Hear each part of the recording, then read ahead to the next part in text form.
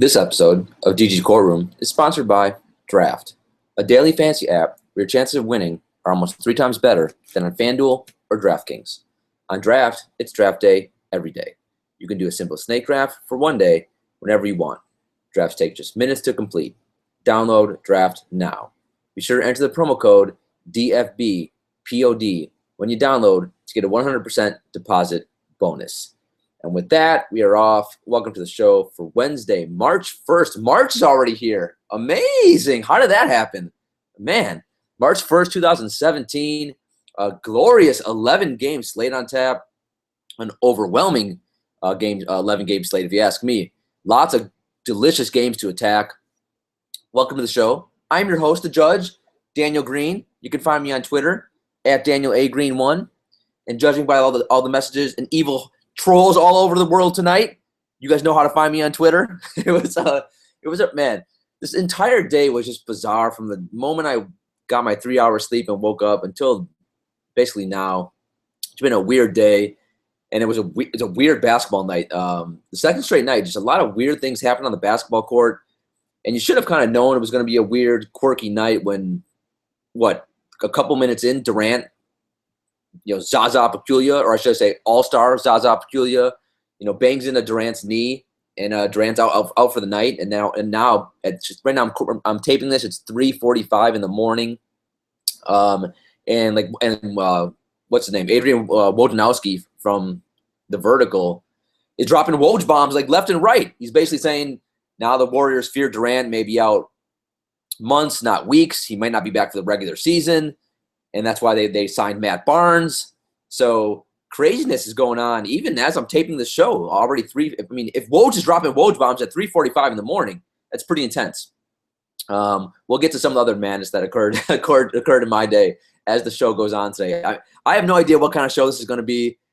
Like, I didn't prep. I didn't do my normal prep. My show sheet, I don't have a dream killers, dream lovers. I'm just going to go off of like box scores, even though I did watch all the games except the Lakers game. But I have no idea what's going to happen. This could be a disaster show, or it could be glorious and one of the best shows we ever do. So let's get into it. Before we start, though, if you love the judge, if you love DG Courtroom, if you love the little 5-10 minute audio clips I'm giving you guys an hour before lineup block, if you like these hour-long shows I'm giving you at 4 in the morning, if you like me only getting 3 hours sleep, I need you to do 3 things. 1, please rate, review, and subscribe to the podcast. 2, when I tweet out the show, if it's this podcast and or the 10-minute audio clip that I'm trying to do for you guys an hour before lineup block, because so much changes from the time I'm recording now and from the time the games actually are starting tomorrow. So please retweet out the link when I do that. I'm telling you, you guys have made a big difference just doing that in the last since ever I started asking you guys to please send retweet instead of like or favorite. It's made a difference. The number of listens is up. We are growing on RotoTrash, on Sleepy Grinders. We are on their radar. So please retweet whenever I do tweet out the link to the show, or when I tweet out the audio clip an hour before lineup block. It means a lot. 3rd, please download the app Draft. That's our lovely sponsor. It's hard. When you have small shows like this, well, then again, we're not that small anymore. We used to be small. It's getting a sponsor can be hard. So and Draft has stuck with me. They've been an awesome sponsor. Not to mention, it's a great app. It's a lot of fun to do, to use. It's basically it's a form of DFS, but you're basically just doing snake drafts. And a nice little respite from the DFS grind. You play a snake draft. Please download the app Draft, and when you do, use the promo code DFBPOD. Remember, if you can't find out where to put the promo code, just email me, or actually right now, I guess you can just tweet me at DanielAGreen1. We'll get to emailing in a second. And let me know your username on Draft, and I will make sure you get credit and I get credit. But please, if you do those 3 things, rate, review, subscribe, retweet, and download the app Draft. Speaking of the app Draft, it is fantastic and glorious. Although I feel like I need a new word besides glorious, because I'm using the word glorious too much. And glorious needs to be, you can only use that selectively. When I first, 4 years ago when I started this, glorious was only reserved for if you're truly winning a GPP. And now I use it way too common. I'm finishing 8th. I'm saying I had a glorious night. I'm finishing 14th. I'm saying it's glorious. So we need different words. Hopefully you guys can help me out some other words that are similar to glorious, but glorious that needs to be used much more selectively by me. That's my fault. Speaking of the app draft, there is a fantastic, delicious new Judges Chambers up on the app, right on the homepage. If you log in, the first thing you shall see, the Judges Chambers. It is a 7-day bracket challenge to the death. It is 7 days. It is fantastic. A $10 entry fee, 128 spots. I think it just came up a few hours ago. So right now, I just checked before the show. It was about 25 spots were filled. So we have about 100 to go. Let's get that thing filled up. Please join. It's a ton of fun. I'm in there. And if you join, let me know because I want to know who's in there, who's playing. I keep track of that. Also, guys, we have a small little war brewing here because the problem with the Judges Chambers on draft, like I'm not in complete control of that one. Whereas like the ones on FanDuel and DraftKings, obviously, like I tweet out the links every day. If someone wants to join, I can make sure that they get in. On these, there are people from other sites joining and trying to take down the judge and the jurors. So we cannot allow this to happen. We got to get in there. And not only that, we have to win. So either me or one of you guys out there, we have to take down this draft challenge. Now it's become super important to me because I'm pretty sure the last one we had, someone from Roto Grinders took down my Judges Chambers, and that could not be happening. So we must get in there and we must dominate. If you've listened to the show the last couple of days, you have noticed that, or I think I mentioned that tomorrow I'm actually interviewing Andy Larson, who's a Utah Jazz beat writer. He's also is a radio voice on ESPN Radio, a True Hoop affiliate of the Utah Jazz as well. So super pumped for this because Utah is a very tough team for us to figure out. Not to mention Utah plays tomorrow. So maybe I'll find some tidbits out during the interview and I will tweet it out after the show. I'm not sure when I'm going to – so I'm taping that podcast tomorrow with Andy. I'm not sure when I'm going to post it. I might wait to post it until the weekend. I'm not sure.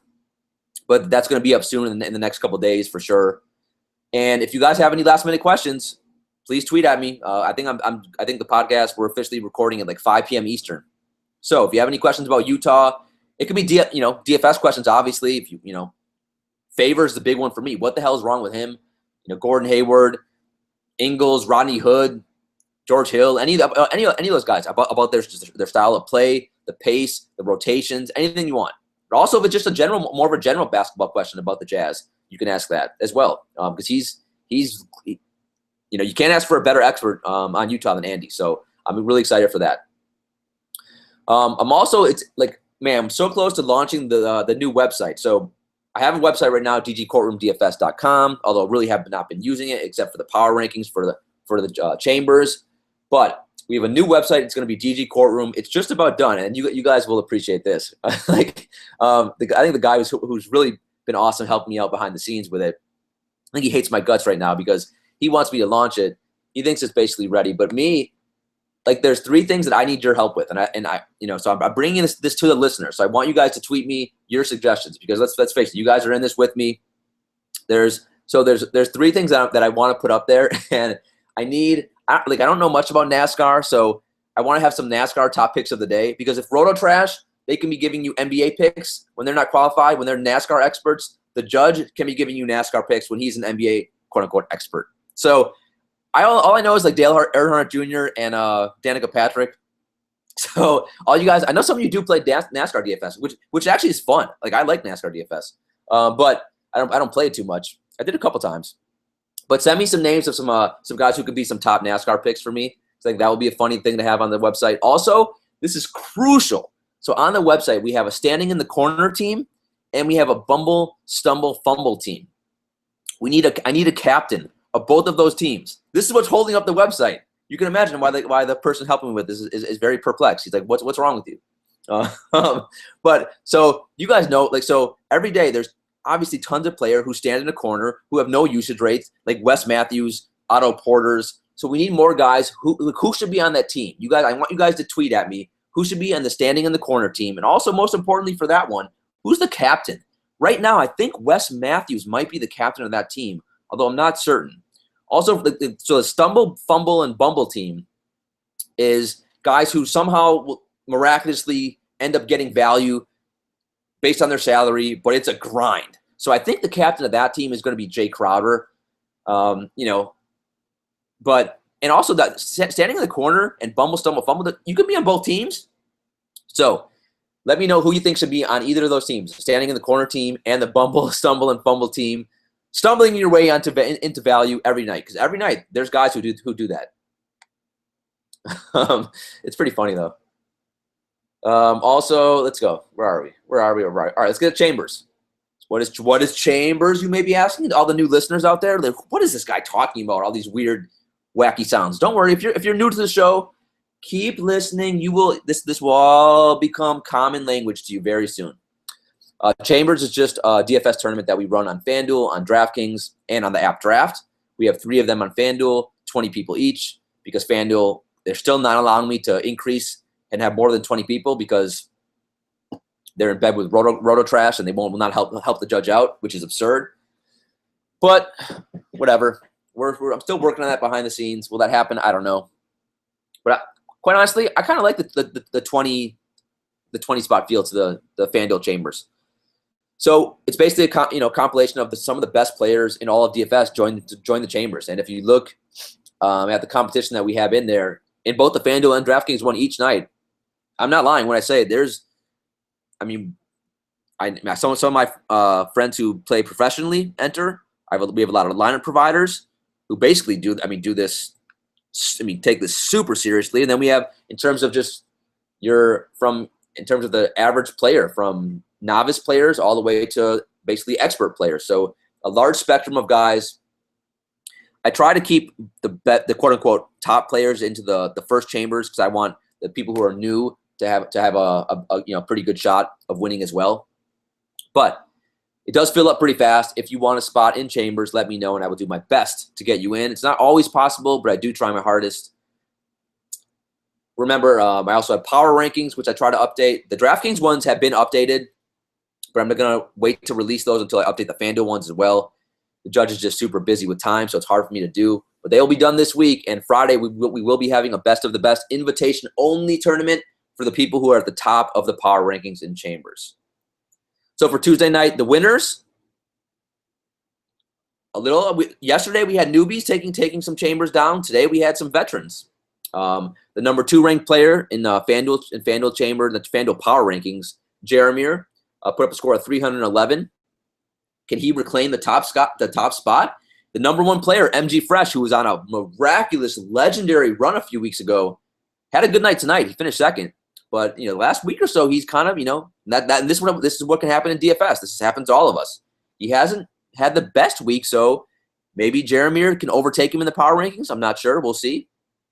Number 9 ranked, Matty Millions, also won a Chambers with a top score of the night at 334, which was a really good score on this night because a lot of the chalk guys did not perform and come through. Also, Scrum Ham SC took down a Chambers. I think that's his first win of the year, so congrats to him with a score of 310. On DraftKings, Jeremier again took down the DraftKings. So I think this I can't remember if this is the first time all year we've had someone take down both FanDuel and DraftKings. I know the judge has taken FanDuel and been second in DraftKings. This may be the first time. So congrats to Jeremier. He goes by Super Fargo on DraftKings. He's also the number 7 ranked player on DraftKings right now. Rumham SC took second place in the DraftKings Chambers. And WTBA, who's a pretty good player on all sites, took third. So congrats to all you guys. Where are we? All right, let's hop into a glorious segment. Everyone's favorite segment is Dream Killers and Dream Lovers. So today we're going to do it a little bit differently because I'm just going to go game by game. I don't have a show sheet listing, all the Dream Killers and all the Dream Lovers because the judge wanted to be a little bit lazy tonight. And guys, I am freaking exhausted. Man, this 3-hour sleep thing is no joke.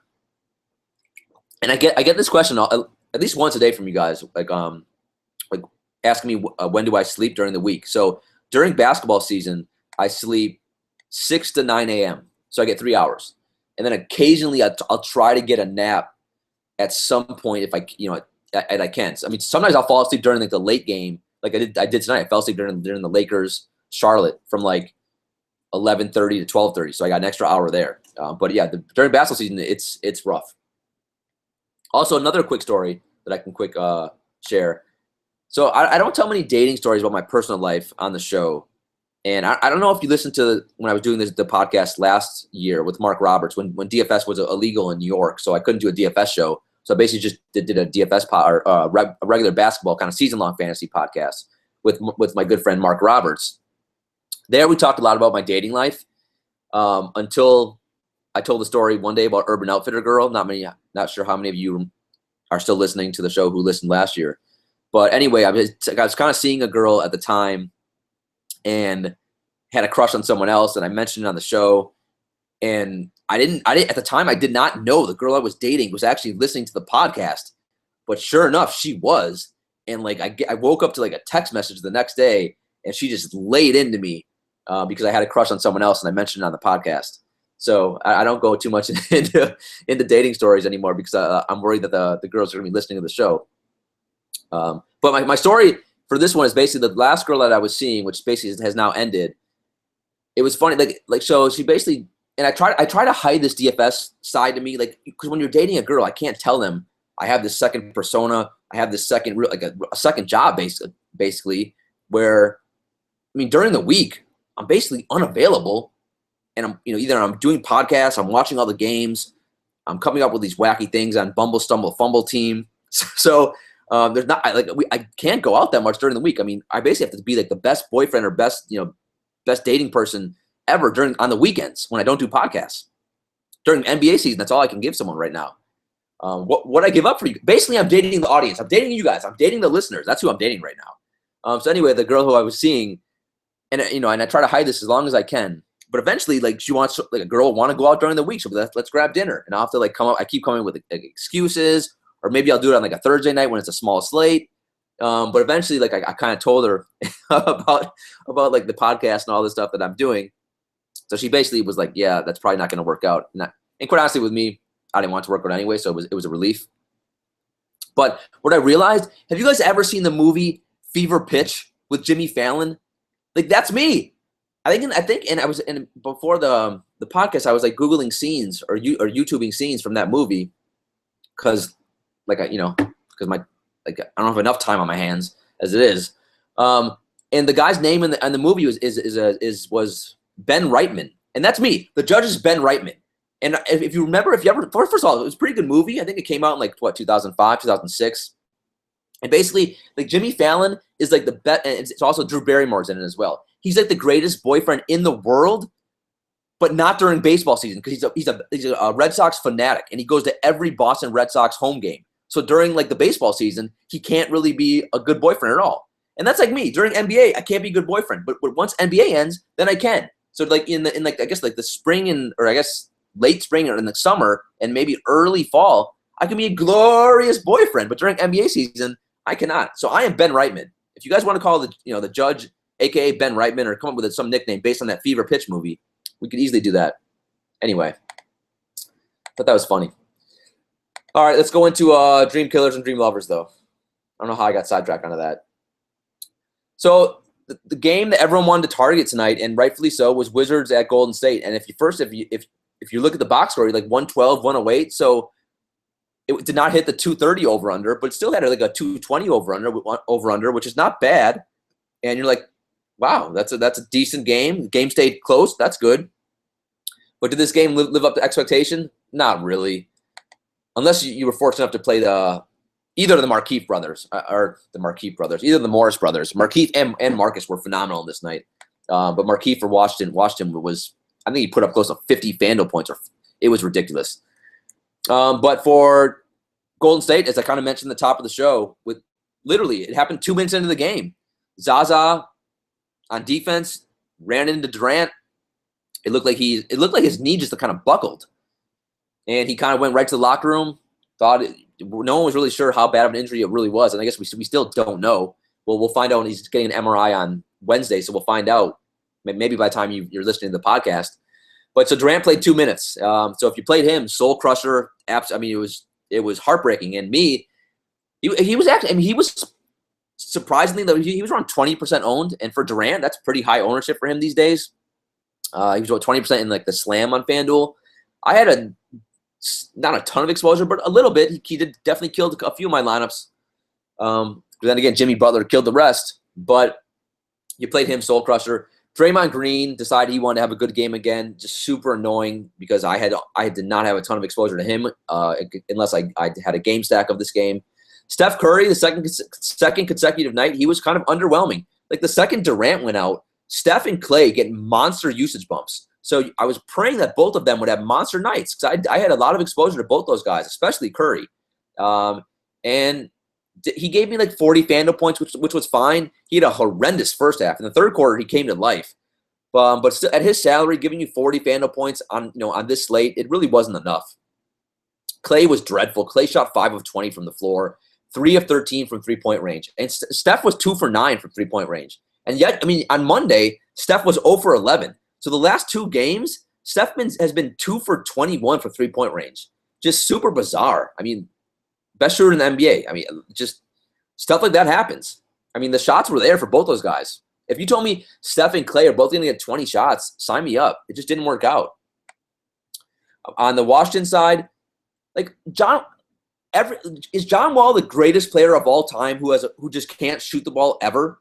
I mean, I guess you can probably put like Iverson in there as well, but Iverson still at least was like a streaky shooter, and Iverson could go games where he would make a lot of shots. Every time I'm looking at watch a John Wall game, he's like 3 for 15, 6 for 18. Tonight he was 6 for 20. Like he still had a good game because I mean he had 19 assists. The problem is at his price, he still didn't even hit value. I think he was close to 50 FanDuel points, but this is the problem playing John Wall now. The ceiling really isn't there unless he actually can shoot the ball well, and he's just not a good shooter. So he had 12 actual points. The 19 assists were phenomenal, but it really was his night. Did he kill your lineups? No. But if you played him, did you probably take down a tournament? No, you didn't. Bradley Beal was really good. Like I always wonder, why can't Wall just shoot a little less, get Beal some more shots, and guys like Otto Porter more shots? Otto Porter, I think, is still leading the league in three-point percentage, or is second. Otto Porter gets 8 shots a game. He was 5 for 8. Like Otto can shoot, and that's one thing that's really frustrating is that why his usage rate is so low. He's a really good basketball player in real life. At least he has been this year. I don't understand. Otto Porter had and he had over 30 FanDuel points. If he could ever get shots, he could put up monster lines. So Otto Porter was great. He stumbled, fumbled into hitting value. And Markieff Morris was phenomenal. I mean, he had 22 points, 4 blocks, 2 steals, 1 assist, 6 rebounds, 2 3-pointers, shot 8 for 17 in only 33 minutes. So he was excellent. So, but if you would have told me, the best guy in Washington was going to be Markieff from out of the starting 5, I would have probably said that's unlikely. But that's DFS, man. All right, so next game up, Denver, Chicago. This game was super frustrating because I loaded up on Chicago guys. And this is the thing. And I got lots of hate, man. So many people came after me for playing Jimmy Butler. And by the way, if you want to be a troll and yell at me for giving you free advice, and a lot of nights winning you money, but some nights, yes, you're going to lose. It's gambling. It's DFS. Like, don't DM me. Just have the guts at least to tweet me normally. I got so many DMs because I guess people don't want to have it let everyone know they're a troll. I don't know. It was bizarre, but I got so many DMs yelling at me for telling people to play Jimmy Butler. And this is the thing. If you're first of all, you can't if you're playing DFS and you're still just results oriented on a night to night basis, you really should go listen to Roto Grinders because you don't know what you're doing. So go listen to a show that also is going to give you horrible advice and will tell you to enter all the wrong contests. You can't just be results based. Playing Jimmy Butler was an elite spot. It was a great play. He should have smashed. Playing way up in pace. All the Bulls were good plays. They were all underpriced for this slate. So I have no issues with that play. It didn't work out, and I'm totally fine with that. That will happen in DFS. But with that said, I don't know why it happened. If you watch the game, and I've seen Butler's done this a few times this year. It's just he basically pulled a Paul George. He looked like Paul George tonight. He didn't look the entire Bulls team. They kind of sleptwalked through the game. I'm not really sure why. You think they would have been super thrilled to play in a fast-paced game where they get a lot of extra possessions. They get lots of shots, shots for everyone. But it just didn't happen. Butler was dreadful.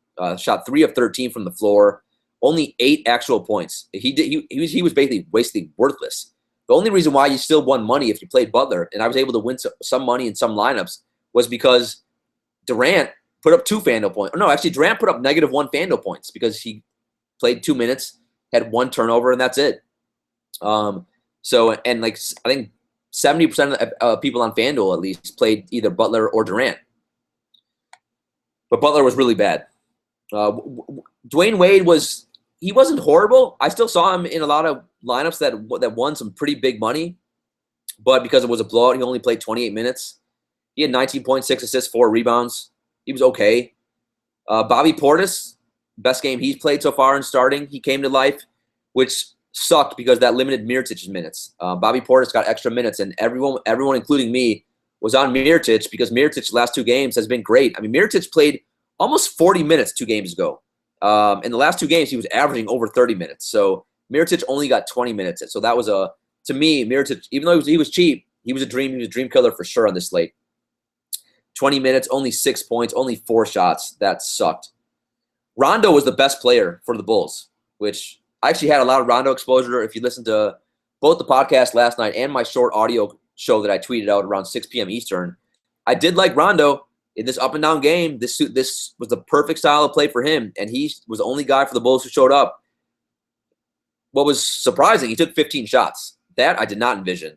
24 minutes, 8 for 15 from the floor, 4 rebounds, 5 assists, 3 steals, 19 points.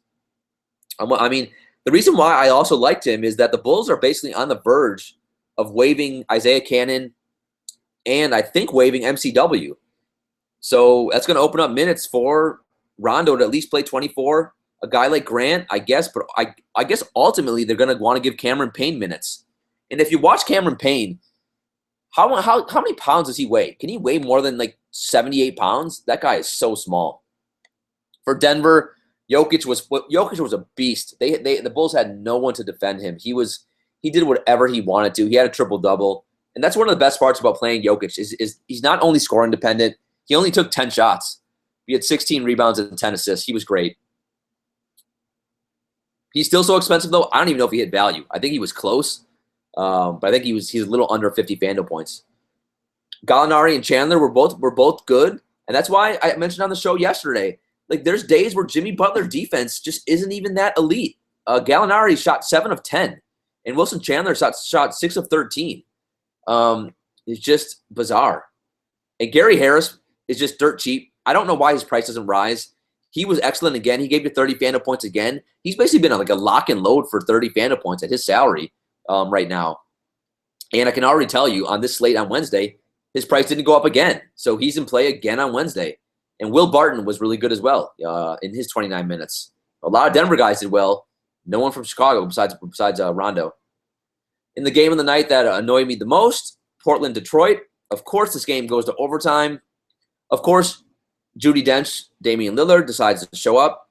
If you watch this game, and I was transfixed. I could not stop watching because Damian Lillard he was so motivated. He was so aggressive. And it was from the start of the game until the end of the game. He goes quarters without touching the ball. He stands in corners. He mopes. He thinks of rap lyrics. Like I don't get like him and Paul George are the 2 guys in the world this year. I just don't get. But tonight he came to play. He was a monster on both ends of the court. 34 points, 9 assists, 11 rebounds. I think he was close to 50, 60 FanDuel points. He was in every winning GPP lineup that I saw. He was a monster. CJ McCollum was pretty good too. Nurkic was good. He played 35 minutes again, and with him, it's always going to be if he gets minutes at his price right now, he's going to hit value. He was around 30 FanDuel points, and again, like Jokic, Nurkic gave you 5 assists, so he's not scoring dependent. He had a really good game, and so the Portland guys, they won people a lot of money, and then on Detroit, man, Marcus Morris, I guess he could sense Markieff going off, so he had to go off too. 42 minutes, 13 for 23 from the floor, 37 actual points, 6 assists, 8 rebounds. I mean, I think he had close to 60 FanDuel points, which is just sickening. Unless you played him, then it was awesome. I mean, I did not have a ton of Marcus Morris exposure on this slate. So, yeah, on On the other end of the spectrum, the guy who I have a sign about, I will never play John Lure, who I actually tweeted out my crappy sign. John Lure only got 20 minutes. He shot 0 of 8. 0 of 8. He had 5 rebounds. He had 0 points. So if that you played him, that didn't work. And if you want to yell at me for playing him, fine. That's okay. I didn't say go all in on John Lure, by the way. But did I think against Portland he would get more than 20 minutes and be able to hit value? Of course I did, yeah. Do I regret playing him? No, I really don't. Against Portland, I still would. We could rewind time, I would say play him again. Not a ton, again. Sparingly. Play him sparingly. But guys like Lure and also Reggie Jackson, because if you watch especially the first 6 minutes of that game, Detroit came out completely sleepwalking. And like from the first second, I was like, oh no, this is a disaster, because now Reggie Jackson's probably going to get benched for Ish Smith. And of course, Ish Smith got 29 minutes and he 12 points, 7 assists, and also 7 steals for Ish Smith. And Reggie Jackson was an absolute no-show, got benched, especially got benched down the stretch. It was a disaster. And I don't know why, as I'm doing the show, my computer screen just went blank. So 1 second. I don't know why that happened. Man, that's horrifying. I mean, that's terrifying. Talk about a dream killer. Man, my screen going blank during the middle of the show. I think we're still live, though, hopefully. I'm too tired to record another podcast after this if this one doesn't, something goes wrong. So Reggie Jackson was dreadful, soul crusher, dream killer, whatever you want to say. He basically got benched, only 24 minutes. Ish Smith was great, and John Lure was horrible. Drummond was okay. He still was sleepy. He somehow basically came close to hitting value. Only played 30 minutes because he can't play down the stretch because Stan Van's worried that people are just going to foul Drummond and he can't shoot free throws. So Drummond, it's hard to have Drummond being an elite play these days, even though he was in an elite matchup versus Portland. Next game up, Utah OKC. Westbrook was great. He was phenomenal. I only had about 10% exposure. I wish I had more. He 43 points, 13 for 28 from the floor, 11 rebounds, 10 assists. I think he had over 60 FanDuel points. And he was in a lot of winning lineups. And if you watch down the stretch, man, if you look at the shot he took, I think it was 109, 106. And like the shot that Westbrook took to beat Utah, he basically went 1-on-4 and got a 3-point play, got fouled, hit a running layup off the glass. He's just on a different level than anyone else. I mean, my favorite thing is looking at the box score. If you look at the rest of the shot attempts from the people who started, so Alex Abrine got 4 shots. Steven Adams, not a good game for him, only 6 shots. Roberson, 2 shots. Sabonis, 4 shots. Westbrook, 28 shots. So pretty amazing. For Utah, nothing really stood out. Favors perplexed me as he always does. He got 27 minutes, so that's a good number for him, and he didn't even hit value. He got 4 rebounds. I mean, where's my gavel? This is why we need Andy Larson on the show. I object to that. How does Derek Favors get 27 minutes, only have 8 points and 4 rebounds? That's disgraceful. It's disgusting. I mean, Gordon Hayward was okay. He wasn't that good. I mean, really no one from Utah. No one from Utah except Rodney Hood maybe hit value, but other than that, I don't know what to do with them. Phoenix, Memphis. So Memphis was playing way up in pace. I liked a lot of the Memphis guys. Mike Conley was really good. He was a dream lover. 39 minutes, 10 for 19 from the floor, 29 points, 8 assists, 3 rebounds. Gasol was great. Gasol was good, not great, but he got you around close to 40 FanDuel points, which he needed to do. Zach Randolph he stumbled, fumbled close to value as well. For Phoenix, no one really. TJ Warren was okay, and that's about it. Also, I don't understand for Phoenix, why did they trade Tyson Chandler? Not like they're benching him and Brandon Knight every game. Were there just no trade takers for Knight or Chandler? I can't believe that no playoff contender would have given up a late first-round pick or even a couple of second-round picks for Tyson Chandler. I don't get why they didn't move him. It's just bizarre. And the game of the night, if you went to bed, you had Randall. You woke up and probably won a ton of money because Randall was the key, the main dream lover, the main key to this puzzle on this DFS puzzle on this night. 34 minutes, 10 of 14 from the floor, 23 points, 18 rebounds, 6 assists, 3 steals, 2 blocks, 64 FanDuel points. Mic drop. I said mic drop. I mean, unbelievable. He's got the upside. He just hasn't flashed it much this year. I mean, it's the minutes have always been an issue. He did have a good matchup. Charlotte you can attack, as I mentioned yesterday on the podcast and on my short audio show. You can attack Charlotte bigs. They're dreadful. Kaminsky has played well offensively, but defensively he's a mess. Marvin Williams, he's Marvin Williams, and Cody Zeller is Cody Zeller. So Randall took advantage of it, and I think like 3 minutes before lineup lock, we found out that Cody Zeller was going to play, and a lot of people pivoted off of Frank Kaminsky into Randall. Now, Kaminsky still hit value. He had over 40 FanDuel points. He was really good, but Randall was on a different – he was Westbrook tonight. And if you played Randall, if you lucked into him, or however you ended up playing Randall, congrats to you. You probably had a good night. The best part about the Lakers also, Russell was really good. But the best part for Russell was 36 minutes, Randall 34 minutes, and Ingram. I mean, can Ingram ever – Ingram is one of those guys who fumbles his way into, just a disgusting 20 FanDuel point night and nothing else. Man, Ingram is so frustrating because Ingram got 42 minutes, and he had 8 points, 5 rebounds, 3 assists, 1 steal. He didn't kill your lineup. He was okay. But, man, in 42 minutes, you would – think he could do more things on the court. They fill up the stat sheet, my friend. Come on. Zubac only got 8 minutes, so if you played Zubac, soul crusher. Just that was tough. That was a tough blow.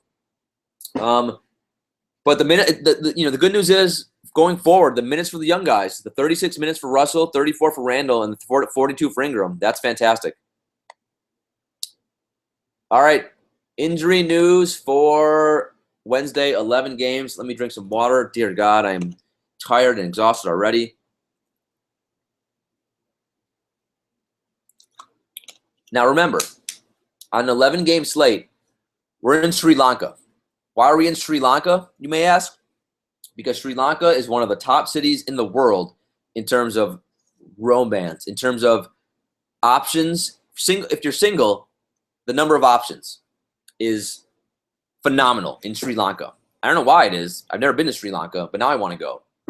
So, because we have so many options, if you're a guy or if you're a lady, you don't have to settle on this slate.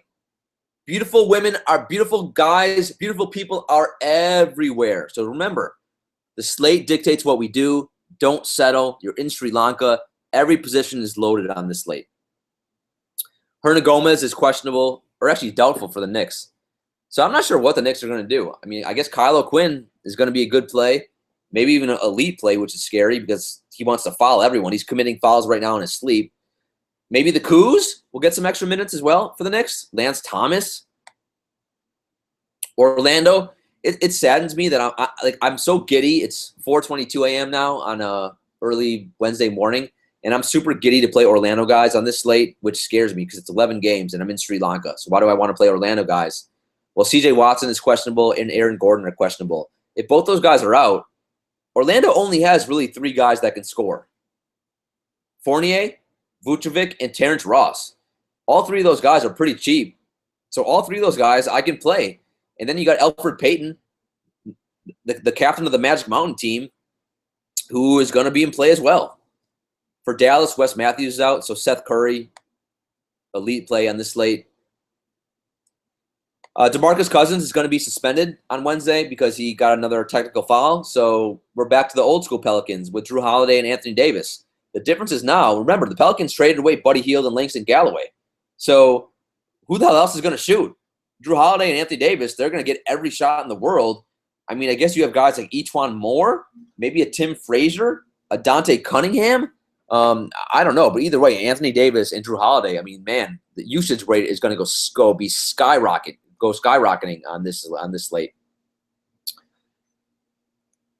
Other than that, that's about it. All right, let's take a quick little flight to Vegas, shall we?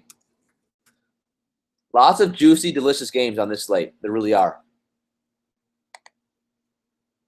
Starting with Houston at the Clippers.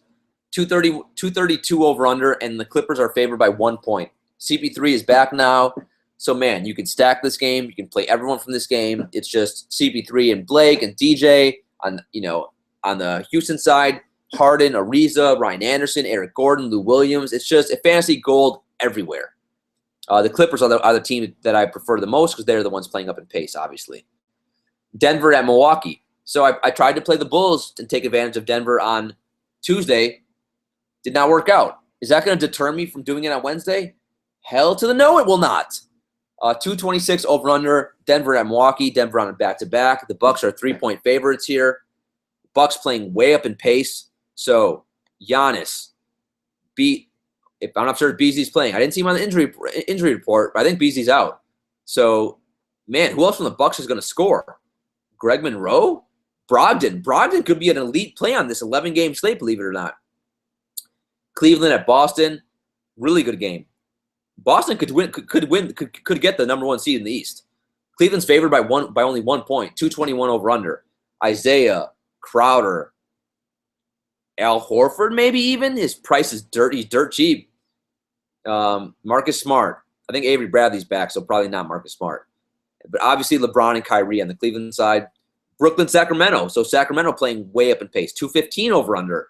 So Cauley Stein, Collison, Lawson, even Buddy Hield. I forgot the other foreign guy's name that I can't remember right now. It will come to me. Knicks at Orlando. I already mentioned the Orlando guys I like. With the Knicks, 215 over under. Derrick Rose maybe. Melo, Porzingis. I'm not as high as on the Knicks guys in this slate, but I like the Orlando guys. And you got Washington at Toronto. That will be only a 211 over under. But Lowry, I think, is still out, right? So, yeah, Lowry's out for a few weeks. So, DeMar and Corey Joseph and all those guys as well. Serge Ibaka, although Serge Ibaka's price, I fell out of my chair when I saw his price. It's so high. Then we do, remember, we're in Sri Lanka, so we got to get rid of the ugly people because we got to narrow the player pool on this slate. Dallas at Atlanta. Do I need any of those games, any of those guys for cash games? I do not. 195 over under. No, thank you. Minnesota, Utah. Do I need that in cash games? I don't. 201 over under. Indiana, San Antonio. Do I need that in any cash games? Nope. 208 over under. So I knocked those 3 games off for cash games. I'm down to a nice 8-game slate. Teams playing up in pace because I love pace. Sacramento, way up in pace. Way up against Brooklyn. The Clippers, way up against Houston. Miami, a little bit, which I didn't even mention that game. A little bit against Philly, although I'm not super excited about that. And then Milwaukee playing up in pace against Denver. Teams I like the most in that. All right. Let's hop into plays at each position. At point guard, John Wall, 10.4K. I mean, we saw it on Tuesday. He was great, and he only gave you 46 FanDuel points. He had 19 assists. He's not a good shooter. Now it's a back-to-back. I just don't see the upside. So on an 11-game slate, do I think he's relatively safe play every night? Sure, but I don't feel the need to do it. Chris Paul's 9.7K. I know everyone said, "Ooh, you can't play anyone against Patrick Beverley." Last game out, I played Jeff Teague everywhere for Indiana, and Teague gave me 7 times the salary, and I won a lot of money. So Chris Paul against Patrick Beverley does not worry me. What does worry me is his price tag. So Chris Paul is now 9.7K. Do I see a monster upside with that price? I don't know. I think he's going to find a way to give me between 40 and 50. But is he going to be in the winning GPP lineup? I'm not certain. I do love the over-under, and I'm going to have some exposure, but I'm not sold on him yet in cash games. But clearly, if you want to go that route, I'm on board. I just don't know if I'm personally going to do it. But if I don't do it, it's not going to be because of Patrick Beverley. Isaiah Thomas, I can't do him in cash games right now because he is so scoring dependent, and he hasn't given me 50 FanDuel points. It's since what it feels like 2016. But it really was February 1st was the last time he did it. So it's been a month. That's a long time. Remember, he at 9.4K to take down a tournament, he's really got to give you 50. I do like stacking this Cleveland-Boston game and playing Kyrie and Isaiah in the same lineup. But Isaiah, tournament play for me on this slate. Kyrie, 9.1K. Without Kevin Love, he still gets a nice big usage bump. He's been around 40 and 50 ever since Love has been out. If I had to choose between him and Isaiah for cash games, I would choose Irving, quite honestly. Even though they are, I mean, Irving's not really a point guard either. LeBron's the point guard of that team. The last 4 or 5 games, Irving's averaging like 7 assists. I don't know how the hell he started doing that or when he started doing that, but that's something that makes me inclined to play more of him. Goran Dragic is 7.8K. He had a really nice night last time out, 41 Fandle points. I didn't see it coming against Dallas. His price did not go up, so that's good. I mean, he should be able to have his way against TJ McConnell. So is he against Philly? Is he a fine for any format? Sure. Do I love it? Nah, not really. Drew Holiday. The problem with Anthony Davis and Drew Holiday is they're playing the Pistons. So the Pistons play so freaking slow. Stan Van Gundy's just ranting and raving on the sideline. I mean, Judi Dench destroyed Detroit on Tuesday. So could Drew Holiday destroy Detroit? Absolutely. Do I love his price? Yes, I do. Do I think he's super excited the fact that Cousins is going to be out and he can go back to shooting 20 shots in this game? Remember, they also traded Tyreek Evans, which I didn't even mention. So, man, the more I think about it, the more I like Drew Holiday on this slate, and safe for all formats. Jeff Teague versus the Spurs, tournaments only. Ricky Rubio versus Utah, oh, God, tournaments only. Dennis Schroeder versus Dallas. It's just such a slow pace. I don't feel the need to do it. No, thank you. I don't really want to play a criminal either. So Derrick Rose at 6.3K. It doesn't really do much for me on this slate. Darren Collison, 6K. So Darren Collison gets Brooklyn. Now, against Minnesota, he was really bad. The last 2 games, he's actually been pretty bad. Only 15 and 22 Fandle points. But I think against Brooklyn, how can he not give you 25 to 30 Fandle points? So if you're looking to save and need a value play in cash games, how can Collison not come through for us against Brooklyn on this slate? So to me, safe for all formats. I'm not going to call it an elite play just because he looked really bad last couple of days. But against Brooklyn, I still think it's a good spot for him. George Hill, just nothing sexy about this play. He's fine. He's another, he's on the bumble, stumble, fumble team. He'll get you around 30 Fandle points. Elfrid Payton, tournaments, 5.8K. He had 46 Fandle points last game against Atlanta, and that was in only 28 minutes because Orlando blew them out. If he decides he wants to play, he can destroy Derrick Rose. He can destroy the Knicks. Is he going to come to play? I don't know. I mean, no one knows that. He's a Magic Mountain guy. Every day, I think him, Paul George, and Damian Lillard #Judi Dench. They have a conference call and they decide whether or not they're going to be motivated that night. So if he's motivated, he's an elite tournament play. Other than that, TJ McConnell's 5.5K. No, his minutes, everything about him has been trending in the wrong direction. Where's my boy Brogdon? There he is, 5.1K against Denver. Honestly, I might go all in on Brogdon, especially if I find out he's starting. He got 31 minutes last game. They need him to score. Dellavedova has been a mess also, so they need him to also kind of initiate the offense. This is an elite spot for Brogdon. I know it's an 11-game slate, so I feel a little weird saying it, but to me, safe for all formats? Question mark. Also, Corey Joseph. So without Lowry, I know Corey Joseph was really bad last game, but to me, Corey Joseph is still. If you want to go Joseph instead of Brogdon in cash games, I get it. Just put Brogdon. Joseph's price went up a little bit. It's 5.1K now. I wonder what it is on DraftKings. Let me check real quick. DraftKings is probably higher. No, it's 5.4 on DraftKings. So on both sides, he's fine. I don't know if he has a great ceiling at that price, but I do think his floor is nice and safe. All right, shooting guard. Harden is 12.2K. And by the way, is Harden fat? Can someone answer this to me? I can't tell. I watched him play. He's looked lazy the last few games. He's jacking up such horrendous 3-pointers, fadeaways. He waits the shot clock's like 1 or 2 seconds. I don't know. I mean, he's been So, like, at his salary, right, he's got to give you 60 FanDuel points to really even hit value. He's done that twice in the last 10 games or so. Do you have to do it? Remember, on these large slates are guys like Harden, Westbrook, typically in the winning lineups. They haven't been this year. With that said, this is a really good spot for him. The 230 over-under. He's due. He's been shooting the ball horrifically. And the thing about Harden is even when he shoots the ball really bad, he still winds up getting you between 40 and 50 FanDuel points. So if he's just making his shots, he can get you 60, 70, 80. I'm not sure who's going to guard him. It's going to be Mbah Mute. It's going to be JJ Redick. So Harden's in a good spot. Am I going to do it for cash games? Right now, I'm not. So Giannis gets Denver. He's in an elite spot. So Jimmy Butler failed us against Denver. Can Giannis pick it up? Remember, the Bucks. Who's going to score? I mean, Giannis played 42 minutes last game. Only took 13 shots. I went back and watched some of that game because I just did not understand how he only took 13 shots. And he looked kind of just not focused and not into the game. It's, obviously I can't get in someone's head, so I don't know what the hell happened. But against Denver, should he come through for us? Yes, he should. Will I play a lot of him? Yes, I will. Could he kill us? Maybe.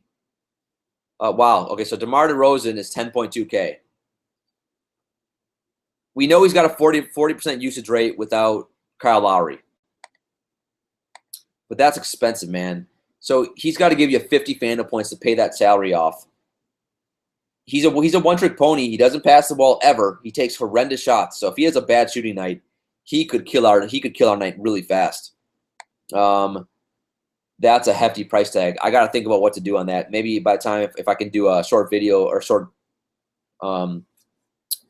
a special episode an hour before lineup lock tomorrow, I can let you know what I think about tomorrow. But I think the floor is safe. So if you want to use them in cash games, I think that's fine to do. The problem is tournaments. And to me, I think Giannis has a much higher upside than DeMar DeRozan. How could DeMar DeRozan give you 60 FanDuel points, which is 6 times the salary? He would need to give you 50 actual points. So if I have to choose between DeMar or Giannis in the tournament, give me Giannis. And actually give me Harden over DeMar too. For cash games, I think he's okay. Bradley Beal, that's fine. He's expensive. On a back-to-back, I worry a little bit about playing shooters because if their legs are gone, obviously it's going to impact someone's shot. So I don't love the Beal play, but it's okay. I still like teaming up Wall and Beal in a lineup together because if Beal makes his threes, it's going to be off a Wall assist. And by the way, if you play Wall, you need to play another Washington Wizard. Remember, he had 19 assists. So unfortunately for me, I didn't play Markieff Morris, but I did have lots of Wall and Beal lineups, and those did okay. Lou Williams, I know he's been great, but I just don't want to pay 6.4K for someone coming off the bench who's going to get 26 to 28 minutes. His price tag on DraftKings is also 6.1K, so it's expensive on both sites. You can do it if you want, but that to me, I don't know. If I play 10 lineups, I'd have him in maybe 2.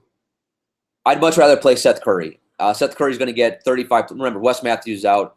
Seth Curry gets Atlanta defense, Atlanta guards who you can attack, and he also gets all the shots and the usage in the world. And he's been really good last few games. So Seth Curry safe for all formats. KCP safe for all formats. 5.4K is too dirt cheap. KCP played 47 minutes on Tuesday, and he didn't even play that well. Stan Van Gundy has a man crush on KCP. So to me, 5.4K, it's too cheap. Now there's other guys I do like better who I'm going to talk about in a second, but you can play him any format you want. Evan Fournier. I mean, he's killed us in the last couple of weeks. That's for sure. But against the Knicks, 5.3K. Remember, the last game out, it was against Atlanta. I watched that entire game. Sefolosha just shut him down. On the Knicks, can anyone shut him down? No. The Knicks don't play any defense. So this is an elite spot for Evan Fournier. That 5.3 price tag, if he doesn't give us 30 FanDuel points on this slate, I will take the gavel and I will throw it at the TV so hard.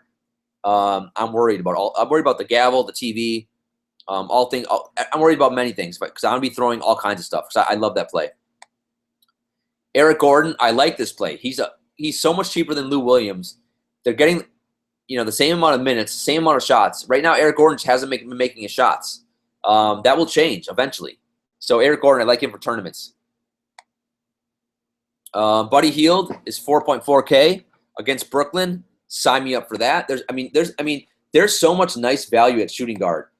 So man, I wish I could roster like 4 shooting guards on this slate, because there's 4 or 5 guys down here who can give you like 7, 8 times their salary. Rodney Hood, somewhat intriguing. He's still dirt cheap at 4.1K. Josh Richardson's 4.4K. Is he getting enough minutes yet? No, he's not, so we can't play him yet. All right, small forward. LeBron's price has come down a little bit. He gets Boston. He should be pretty motivated to play at Boston. This should be a big game. So safe for all formats. It's LeBron. Come on. Kawhi Leonard, 8.9K. So his price has come down, which is good. He has not been great last 3 games. 28 FanDuel points against the Lakers was pretty devastating. And granted, only played 26 minutes. The weird thing was his stat line, 25 points and nothing else. He was a one-trick pony. What is that about? Kawhi is not a one-trick pony. So we're getting him at a discount here against Indiana, playing San Antonio, playing up in pace. If you want a nice little pivot off of LeBron, play Kawhi. I think it's a nice bounce-back spot for him. And Paul George, he's in La La Land. Not the movie, just somewhere else in La La Land. So he's not an elite defender this year. So Kawhi's safe for all formats. Melo, I don't know. Melo took 26 freaking shots last game. But I think Porzingis is going to be back. If Porzingis is back, Melo for tournaments only. Wiggins has Utah. So Wiggins is a tournament-only play. He's been great. He's been phenomenal since LaVine has been out. But against Utah, and I have Andy Larson coming on the show tomorrow. I cannot be disrespectful to Utah. Paul George getting Kawhi Leonard defense 7.7K. Yeah, that's going to be a fade. I will play him in like I'll play him in like a $1 tournament or something, just in case. But yeah, tough to see that one, him going off there. Covington, man, Covington's been great. Him and Saric have been tremendous. So at 7.3K, I have no issues. Any format you want to use Covington, I don't mind it. They are playing down. They are playing at a slow-paced game though, so that Philly-Miami game, I'm not a big fan of. Let's see, Harrison Barnes. He's going to get Cephalosha defense, so that worries me a little bit at 6.1K, but not a horrible play there. Jay Crowder, he will stumble, and fumble his way into around 30 FanDuel points or so. Coming off a bad game, but Boston got killed by Atlanta, so that's kind of an anomaly. Keep an eye on Avery Bradley minutes, though. If Avery Bradley gets his regular allotment of minutes, which I don't think he's going to yet, that will hurt Crowder a little bit. Trevor Ariza, I love playing Harden and Ariza in one lineup. Harden and Ariza is very similar to Wall and Beal, because Wall and Beal, I forgot how the percentage of Beal's threes are due to Wall's assists. It's a similar number, Harden to Ariza. Hollis Jefferson, man, brings back bad memories because he's coming off of best game I've seen him play all year. He only got 20 minutes though, had 31 FanDuel points. Now he's coming off a lot of rest. If he gets 26 minutes at that salary, can he hit value? Sure. I also should mention Chris Middleton. So Middleton's 5.1K. He's coming off a day of rest. He got 28 minutes last game out. If he gets 28 minutes against Denver, can he hit value? Can he give you 6 times his salary? Yeah, he can. So for tournaments, I'm a big fan of Chris Middleton, actually. CJ Miles, if you want to Google that, you can. And Jaylen Brown, not really with Avery Bradley back. All right, power forward. Man, I'm running out of steam. It's 4:45 in the morning. Anthony Davis, 11.6K. Right now, I just don't know if I can do it in cash. Even though DeMarcus Cousins is going to be out, and his usage rate should be close to 40% on this slate, it's just going to be a really nasty game. Blake Griffin is 1.6K cheaper, and he gets Ryan Anderson defense. So I like Anthony Davis and Blake. Davis I'll use a lot in tournaments, obviously. I do think this is one occasion you can go Anthony Davis in cash games if you want. But to me, right now, I have Blake in my cash games at 10K against Houston because, man, Ryan Anderson is just – he will have – I don't know what they're going to – the Houston has no way to defend Blake. You know what their defense is going to be against Blake? Shooting threes. They're just going to try to score as many points as they can. They'll let Blake score as many points as he wants, though, as well. So Blake at 10K, to me, is a great play, elite play. Jokic, you can attack Bucks bigs. So Jokic, another guy. I mean, man, power forward is loaded up top. I like AD, Blake, and Jokic. I'll have the same lineup with Blake, one with Blake, one with Jokic. If I have to choose, I'd go Blake over Jokic, but I like them both. If you don't have that much money, it's Dario Saric, 7.6K. He's more expensive than Millsap now, and he should be. As long as Embiid is out, he gets you rebounds, assists, points. They initiate offense through him. He's playing he's so good right now. And him and Covington both are just so locked in. They're involved on both ends of the court on every possession, it seems like. So, man, I like that play too. Paul Millsap, he gets Dirk Nowitzki defense. So, sneaky ninja play of the night. Everyone's going to be playing Saric, Jokic, Griffin, Davis. A nice contrarian play is playing Paul Millsap. Serge Ibaka is now 6.8K. Yes, Lowry's out, but do I want to pay that price for Serge Ibaka, who has no offensive game anyway? So he's got to give me 35 FanDuel points to pay off his salary. That's like his ceiling. So I don't see the need to do it. Porzingis, I'll use Porzingis in one tournament or two or so just because I'm an idiot, but it's hard to trust that right now. Markieff Morris, if you want to chase those points, you can. Coming off 42 FanDuel points against Golden State. It's okay to do. I mean, he'll probably stumble, bumble, and fumble close to 30. Nerlens Noel, I'm going to go back to the well on Nerlens Noel in some lineups. He let me down against Miami. Only had 19 FanDuel points. Only 6 rebounds. 25 minutes. I don't know why they're not starting him yet. To keep starting Dirk Nowitzki at the 5 drives me insane. If Noel starts, I'll play more of him. But even coming off the bench, he's going to get 25, 30 minutes at that salary. And his price went down a little bit too, which I like. So he can give me 35 FanDuel points. The problem is on this slate, as you can already probably tell, power forward is freaking loaded. On DraftKings, depending on the way players are listed, I'm going to try to use as many power forwards as possible. Other than that, let's see. Willie Cauley-Stein against Brooklyn, so I'll use him a little bit as well. He's 5.4K.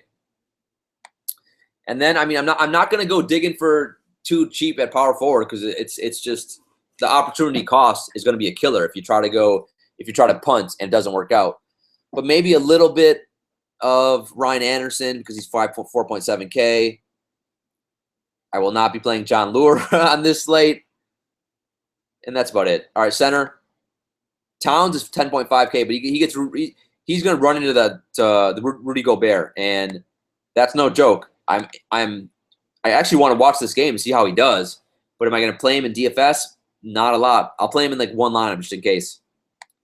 Whiteside, centers can destroy Philly because Okafor is just a disaster. He should not play a single minute in the NBA whatsoever. By the way, I didn't mention Richaun Holmes at power forward. If you want, you can play him, but his minutes are going to depend on Okafor. If Okafor stays out of foul trouble, Holmes will not get a ton of minutes. Also, it's an 11-game slate. If it was a 5-game slate, I would like Holmes a lot more. But Whiteside, for me, on this slate, he's in a really good spot. And the last 2 games, he got 37, 38 minutes. So I have not played Whiteside in forever. Am I going to on this slate? Yeah, I'm going to a little bit. So Sleepyhead Drummond, 8.1K. The problem is, like, what's his ceiling these days? He's not going to get more than 30 minutes. So I think his ceiling is like 40 FanDuel points, and that's like giving you value. The Pelicans are one of the worst rebounding teams in the NBA. Without Cousins, I think Omar Asik is out too. So Drummond should be able to feast. I do like the play for tournaments. It's last year if I saw this, I'd be super pumped. It's just I've seen him play so. I mean, man, how many times do I have to watch Drummond play and let me down? And then even when he has a good game, it's like a golf clap. It's like, wow, he got value. What a miracle. So whatever. Rudy Gobert, they're gonna have to play him a lot of minutes to guard Towns. Like the one thing I did not understand, he was a really popular play on Wednesday or on Tuesday, I should say, and made no sense to me against Steven Adams. I didn't see it. He only had 30 Fandom points. At that price, that's not enough. I don't know what other people saw that I didn't see. If you're playing him, you're relying on rebounds and blocks. So against Minnesota, at that price, it's okay. But I like other guys. I like DeAndre Jordan better, 7.7K. Now that Chris Paul is back. In a fast-paced game against Houston, as long as Doc Rivers doesn't betray me and go small, which he does sometimes, Jordan should be able to grab every rebound in this game. I'm surprised that his price tag did not go up because they had 2 days to change it, and they didn't. So DeAndre Jordan, safe for all formats. I love Vucevic. Man, my favorite player of the night, center maybe. He's hard to trust in cash games, but the Knicks centers are so bad. Hernan Gomez is out. Kyle O'Quinn's going to get in foul trouble in like 3 minutes. So Vucevic, safe for all formats. Dwight Howard's okay. Gortat's okay. Greg Monroe is somewhat intriguing to me. Miles Turner's against the Spurs, so I don't like that as much. Al Horford's 5.9K, which is pretty remarkable. I think last year he was like 8K for a big chunk of the season. But he hasn't hit 30 Fandom points since almost a month. That's an amazing stat. I mean, wow. So you can't trust that at all. Maybe in a tournament, but that's pretty amazing. My boy Valanciunas. I mean, Dwayne Casey's not going to give him more than 22 minutes, so can't really trust that. Kyle O'Quinn's 4.7K. And Vucevic, as much as I love Vucevic, Vucevic is the worst defender in the NBA. So, or at least one of the worst 5 opposing centers defensively. So with O'Quinn, it's all about foul trouble. Can he stay out of foul trouble against Vucevic? I don't know. If he does, he's going to get 30, 40 Fandom points. If he doesn't, he's going to kill you and get 15 Fandom points. But he's still cheap enough where I'm close to saying safe for all formats. I mean, who else are going to play at center? I guess they could play the Kuz, right? What is the Kuz's price? The Kuz is really, he's like a small forward, power forward. I got to see what the Knicks do. Right now, it's Kyle O'Quinn for me for the Knicks. All right, that's it. That's the slate. We got through it. It's a really fun slate, man. This is 11 games. It's overwhelming. It's a lot. You're going to be able to build some super creative, fun lineups. So have any questions, please tweet at me at Daniel A. Green 1. Have any questions for the Utah Jazz beat writer, Andy Larson? Let me know. Otherwise, I'm going to do my best, because I am taping that interview with Andy, I'm not sure if I'm going to have time to do a special DG Courtroom episode, a 5-10 minute audio clip, an hour before lineup lock. I will do my best to try. If you guys do have enough retweets, maybe the judge will come through with that, but it's tough to do. Man, my time is just, I'm less and less each day. All right, I need to get some sleep. I'm exhausted. For the bailiff, for the judge, court is adjourned.